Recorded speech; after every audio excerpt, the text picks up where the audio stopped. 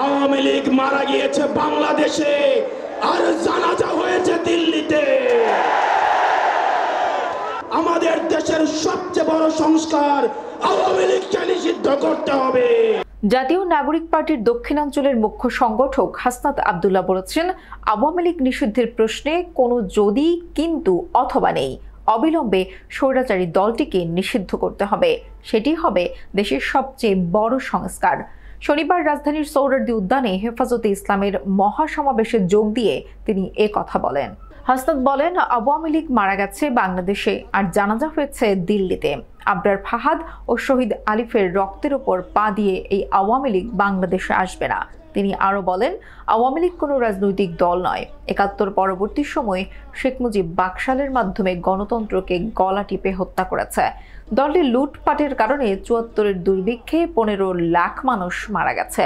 তারা কোনো রাজনৈতিক দল নয়, সন্ত্রাসী সংগঠন।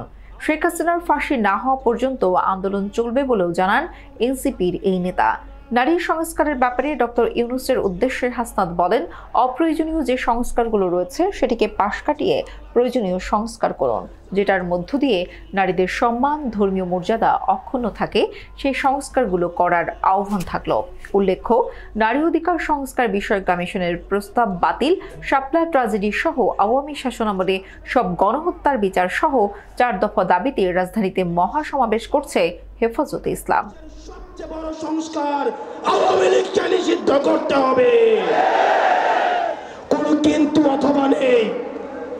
আচ্ছা, দেখছি এরকম কিছু নেই, আওয়ামী লীগকে নিষিদ্ধ করতেই হবে। আপনারা ভুলে গেলে চলবে না, আওয়ামী লীগ কোনো রাজনৈতিক দল নয়। ৭১ পরবর্তী সময়ে আপনারা দেখেছেন শেখ মুজিব সর্বপ্রথম বাকশাল কায়েম করে গণতন্ত্রকে গলা টিপে হত্যা করেছে। এই বাকশালী দিয়ে ৩০,০০০ জাসদ কর্মীকে হত্যা করে সারা বাংলাদেশে কসাইতন্ত্র কায়েম করেছে। আওয়ামী লীগের লুটপাটের কারণে আপনারা দেখেছেন ৭৪-এর দুর্ভিক্ষে ১৫ লক্ষ মানুষ মারা গিয়েছে।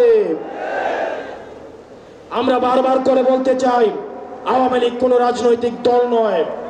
আওয়ামী লীগ হচ্ছে একটি সন্ত্রাসী সংগঠন। এই সন্ত্রাসী সংগঠনকে নিষিদ্ধ করার মধ্য দিয়ে আমরা সংস্কার দেখতে চাই। একই সাথে সাথে শাপলায় যে হত্যাকাণ্ড হয়েছে, আমরা আপনাদের কাছে অনুরোধ জানাবো, এই শাপলা হত্যাকাণ্ডে যারা শহীদ হয়েছে, আজকের এই মঞ্চ থেকে এই শহীদের লিস্ট আপনারা জাতির সামনে প্রকাশ করুন।